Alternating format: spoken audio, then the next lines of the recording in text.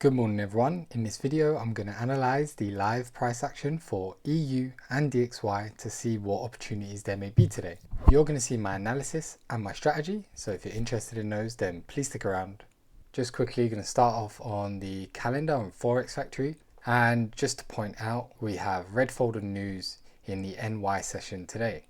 Now we've got some PMI and more importantly we've got NFP and the unemployment rates at 1:30 UK time, and Fridays can be a bit funny for NFP. For some people they're not even worth trading at all. So I'll be analysing and I'll be watching for opportunities in London if they happen nice and early. Sometimes London can just range, creating liquidity on both sides, not really going anywhere, giving false moves in preparation for liquidity to be taken and mitigated during NFP before it makes this real move. So just a heads up that can happen today, but let's get to analysis anyway because it looks like there are some opportunities. So starting off on the daily, EU on the top, DXY on the bottom. What can we see on the daily? Well, yesterday you can see we closed out as a bullish candle, sort of like a low test. We must have taken some internal sell side liquidity and closed out bullish for the day. Now inversely on DXY you can see it closed out very bearish. It actually even made a lower low here and is moving much more towards this discount in comparison to EU, which obviously did not break above these highs or the previous weekly high. So there were some differences there in the momentum and how far price traveled, which obviously means SMC or SMT divergence on the lower time frame. So we'll see that on the lower time frame, but you know already from this low to this low and this high to this high, instead of making a high high, it's made a lower high so far, which is SMT divergence and signals possible weakness on EU. So other than that, price looks like it does still have the intention of going to that premium, as I mentioned in the previous videos, because DXY looks like it's showing that intention, especially to head towards this discount POY. We've taken our previous daily high and previous daily low on DXY already. So let's head down to the 4 hour and see what that shows. So as I mentioned on the daily, we was going to have some SMC divergence in the lower time frames. That was clear. So I was asked to explain SMC/SMT divergence. So let's start off with that. EU made a lower high from this high to this high. DXY made a lower low from this low to this low. These two pairs are the inverse of each other. So where DXY makes a lower low, EU, if they continue with their inverse correlation, should make a higher high. Now, moments when that cracks will signify something between the two pairs. So if DXY makes a lower low, while EU refuses to make a higher high, at the moment, it doesn't mean it'll stay forever, but we refuse to make the higher high on EU, that can show some weakness in EU at that point in the price, right? So EU was not strong enough to make that higher high versus the dollar. Therefore, we may see some bearish price action from this point. The reason why it shows strength for DXY is under the assumption that DXY making that lower low was to mitigate sell side liquidity, and it's the same in the inverse if it was to make a higher high. It's to take the sell side liquidity, and that sell side liquidity is going to sponsor bullish price action, right? So we've taken sell side liquidity with the lower low on DXY, and we've refused to make the higher high, cracking the correlation between the two on EU, and that's going to signify that we possibly are going to have some bearish price action from this area. So continuing on from that, I'm going to add other confluences to that because I think we look really good for that at this point. We have made some internal high highs, right? So we came up from this point here. You can see we rejected this 4 hour order block and fair value gap. We literally closed out as a low test, rejecting this area. We then made a higher high, but we swept above all of these previous highs. So we've taken buy side liquidity on EU. We've refused to make that higher high. So we've got the SMC divergence, which possibly signifies weakness. So we've got the correlation showing possible weakness. We've got buy side liquidity swept, which would obviously signal that price would need to go to the other side to get sell side liquidity.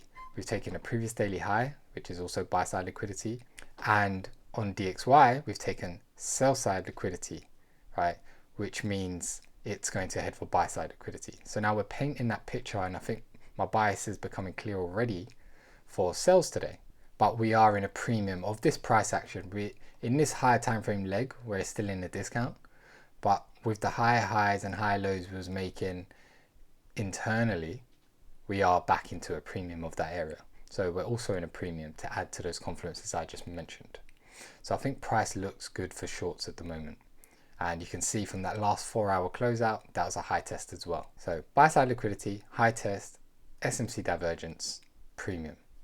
And now we've got discount, obviously the same SMT divergence, previous daily low, sell side liquidity. So let's go down to the 1 hour and see what that shows us. So not to confuse, this SMC here is the previous SMC. I've left it there because obviously it's still intact. That low did stay intact. From that point, we did move bearish, right? That was our early signal after taking the buy side liquidity.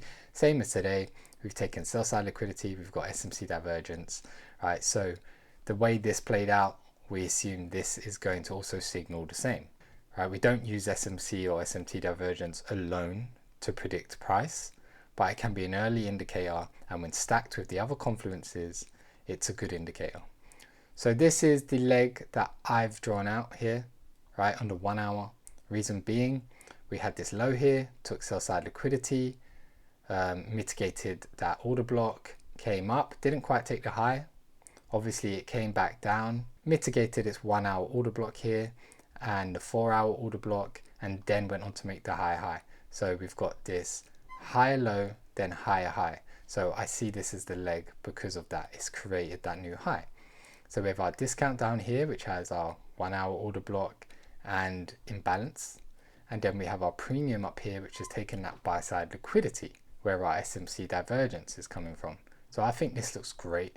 The buy side liquidity stacked above these highs was very clear. We've now taken that. We are in our premium. We may need to head down to mitigate before we continue on making higher highs, if that's what price is going to do. If I zoom out just a little bit, we can see that on EU internally, we have slightly swept this low as well. So we've got some sell side liquidity swept there.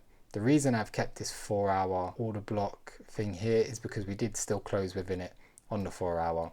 Once we move beyond that, I'll probably just remove it, but it's holding price still at this area at the moment. So I don't think there's a lot to show. I think it's very clear, right, with our high, low, high here. So that's our new bullish leg, right? We've mitigated POI around this area, and we're in a premium with buy side liquidity, sell side liquidity here.